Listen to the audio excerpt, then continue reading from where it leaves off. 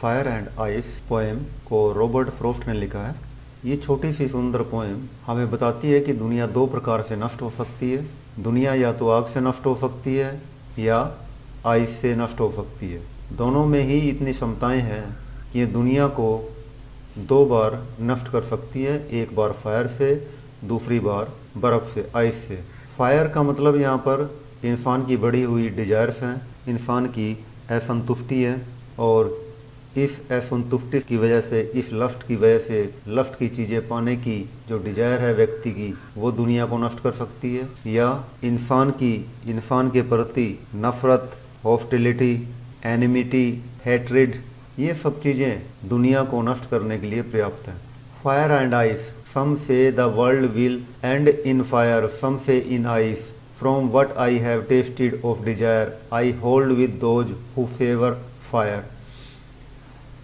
But if it had to perish twice, I think I know enough of hate to say that for destruction I is also great and would suffice. Some say the world will end in fire.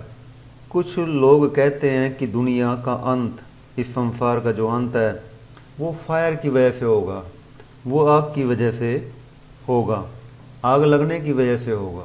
Some say in ice, कुछ लोग कहते हैं कि दुनिया का, संसार का अंत बर्फ़ जमने से होगा, आइस से होगा। From what I have tested of desire I hold with those who favour fire. कवि आगे कहता है, लेकिन जिन इच्छाओं को मैंने टेस्ट किया है, इन इच्छाओं के आधार पर मैं अपने अनुभव के साथ, आई होल्ड विद दोज, मैं अपने अनुभव के साथ उन लोगों के साथ एग्री करता हूँ। होल्ड का मतलब होता है एग्री। मैं उन लोगों के साथ एग्री करता हूँ, सहमत हूँ, मैं उन लोगों से सहमत हूँ जो आग से संसार नष्ट होने का पक्ष लेते हैं, फेवर लेते हैं। फेवर का मतलब होता है पक्ष, जो उसका पक्ष लेते हैं, टेक साइड ऑफ।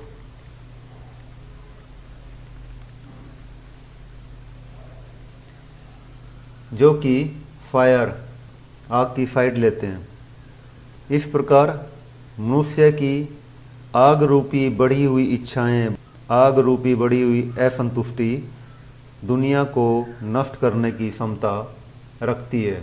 ये बात हमने पहले स्टेंजे से सीखी है। यहाँ पर जो डिजायर है, डिजायर का मतलब यहाँ पर लॉन्गिंग्स है।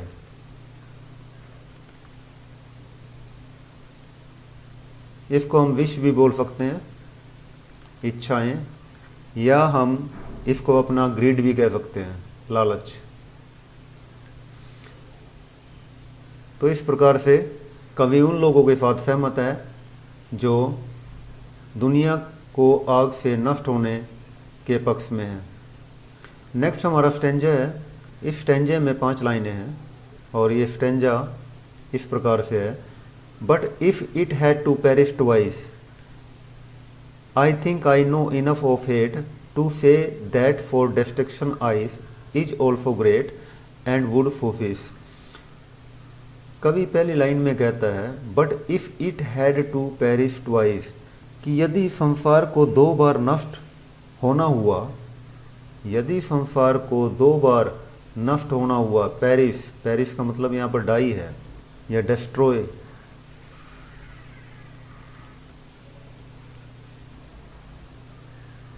परंतु यदि दुनिया को 2 बार नष्ट होना हुआ, I think I know enough of hate, तो मैं सोचता हूँ जितनी नफ़रत मैंने देखी है, आई नो, मुझे पता है, इनफ ऑफ हेट, जितनी नफ़रत मैंने दुनिया के अंदर देखी है, to say that for destruction ice is also great, उस आधार पर मैं कह सकता हूँ, उस आधार पर मैं सोचता हूँ, ये बहुत अधिक घृणा भी दुनिया को दूसरी बार नष्ट करने के लिए सुफिस है, पर्याप्त है, टू बी सफिशेंट,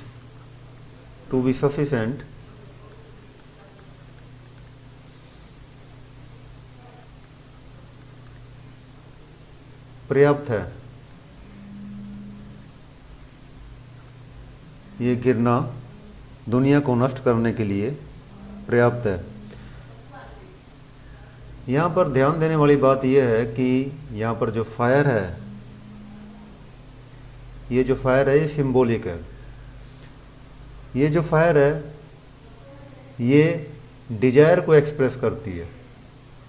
डिजायर हमारी इच्छा को एक्सप्रेस करती है, हमारी असंतुष्टि को एक्सप्रेस करती है, हमारे ग्रीड यानी कि लालच को एक्सप्रेस करती है। ये हमारे लस्ट यानी कि भोग विलासता को भी रिप्रेजेंट करती है। जबकि यहाँ पर जो आइस है ये हेट्रेड को दिखाती है, नफरत को दिखाती है। आइस हमारे एग्रेसिव बिहेवियर को भी दिखाती है। ये एनिमिटी को दिखाती है। आइस एनिमिटी और हॉस्टिलिटी को भी दिखाती है। तो इस प्रकार से कवि के अनुसार दुनिया दो प्रकार से नष्ट हो सकती है। पहला फायर के साथ नष्ट हो सकती है, दूसरा आइस के साथ नष्ट हो सकती है। अब हम अगर इसके लिटरेरी डिवाइस की बात करें तो हम देख सकते हैं इसमें एनाफोरा का इस्तेमाल हुआ है। एनाफोरा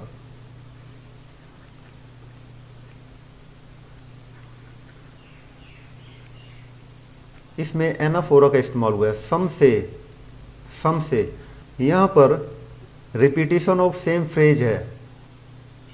ये फ्रेज है सम से। यहाँ पर ये जो शब्द हैं सम से रिपीट हुए हैं, बार बार आए हैं, दो बार आए हैं यहाँ पर। और ये नई लाइन के बिगिनिंग पर आए हैं, पहले इस लाइन में आए हैं फिर दोबारा इस लाइन में आए हैं। इस प्रकार अगर ऐसा यूज हो कहीं पर जहाँ पर रिपीटिशन ऑफ सेम फ्रेज हो at the beginning of successive lines, तब हम इसे एनाफोरा को बोलते हैं। ये हमारा लिटरेरी डिवाइस है, इसमें यहाँ पर एनाफोरा का इस्तेमाल हुआ है। दूसरा इसमें एलिट्रेशन का इस्तेमाल हुआ है।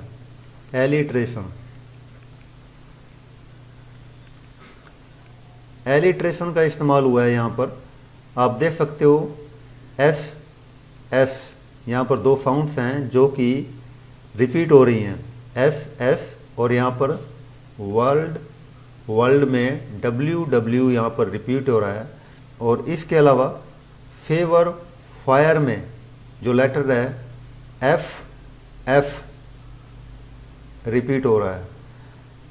तो इस प्रकार का जो रिपीटिशन है, repetition of same initial sound specially consonant sound in the sequence of neighbouring words, ये दोनों पड़ोसी वर्ड्स हैं, नेबरिंग वर्ड्स हैं, सीक्वेंस के अंदर दिए हुए हैं। इसी प्रकार ये दोनों नेबरिंग वर्ड्स हैं और ये दोनों के दोनों सीक्वेंस के अंदर दिए हुए हैं। तो इस प्रकार से ये भी नेबरिंग वर्ड्स हैं, ये भी सीक्वेंस में दिए हुए हैं। तो ऐसे जो वर्ड्स होते हैं, इस प्रकार से जब हम किसी letter, first letter specially consonant sound का इस्तेमाल अगर किसी लाइन में इस प्रकार से हो या किसी पोएम में इस प्रकार से हो, तब हम इसको एलिट्रेशन बोलते हैं। यहाँ पर एलिट्रेशन का भी प्रयोग हुआ है। ये इसकी सेकेंड लिटरेरी डिवाइस है। तीसरी चीज़ इसमें पर्सोनिफिकेशन का इस्तेमाल हुआ है। फायर और आइस, इन दोनों को, ये दोनों ही नॉन लिविंग थिंग्स हैं, इनएनिमेटेड थिंग्स हैं, यानी कि निर्जीव चीज़ें हैं, परंतु इनको इंसान की तरह, ह्यूमन बींग्स की तरह डिस्ट्रक्टिव पावर्स दी हुई हैं। इनको डिस्ट्रक्टिव पावर्स दी गई हैं।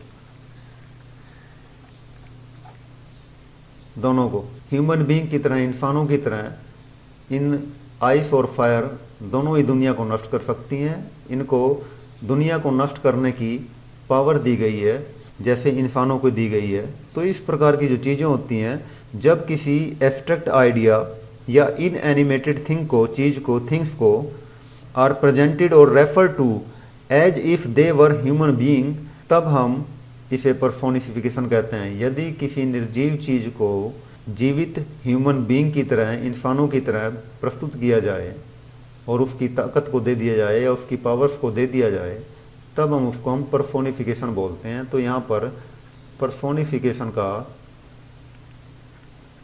इस्तेमाल हुआ है।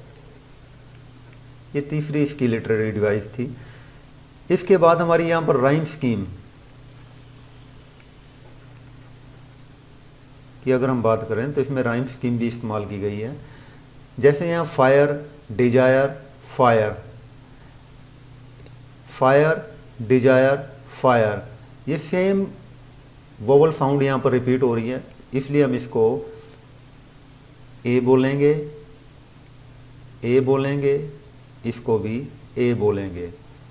Fire, fire, desire, fire, same vowel sound यहाँ पर रिपीट हुई है, परंतु यहाँ पर आइस जो इनसे अलग है, तो इसलिए हमने इसको बी नाम दिया। तो इस प्रकार से पहला जो स्टेंजा है, जो फर्स्ट स्टेंजा है, उसमें राइम स्कीम बनती है A B A A, A B ए ए। इसके बाद जो दूसरा स्टेंजा है, इसके अंदर देखिए आप, ट्वाइस आइस, सोफिस, ट्वाइस आइस, सोफिस, ट्वाइस आइस, सोफिस, ट्वाइस यानी कि बी, ट्वाइस, ट्वाइस आइस, ये बी वाली जो साउंड है ये रिपीट हो रही है, सोफिस। तो यहाँ पर इसको हम बी नाम देंगे, इसको भी बी नाम देंगे और इसको भी बी नाम देंगे। परंतु यहाँ पर हेट, दूसरी लाइन जो इसमें है, हेट, ग्रेट, तो इसमें जो साउंड है वो ए और बी से अलग है, इसलिए हम इसको सी नाम देंगे, इसको भी सी, इसको भी सी। तो इस प्रकार से अब ये यहाँ पर राइम स्कीम बन गई है, B C B C B, यानी कि दूसरा जो स्टेंजा है उसके अंदर राइम स्कीम है B C B C B, B C B C B. तो इस प्रकार से यहाँ पर ये राइम स्कीम दी गई है। चैनल को सब्सक्राइब करें, बेल आइकॉन को दबाएं, लाइक करें, कमेंट और शेयर करें।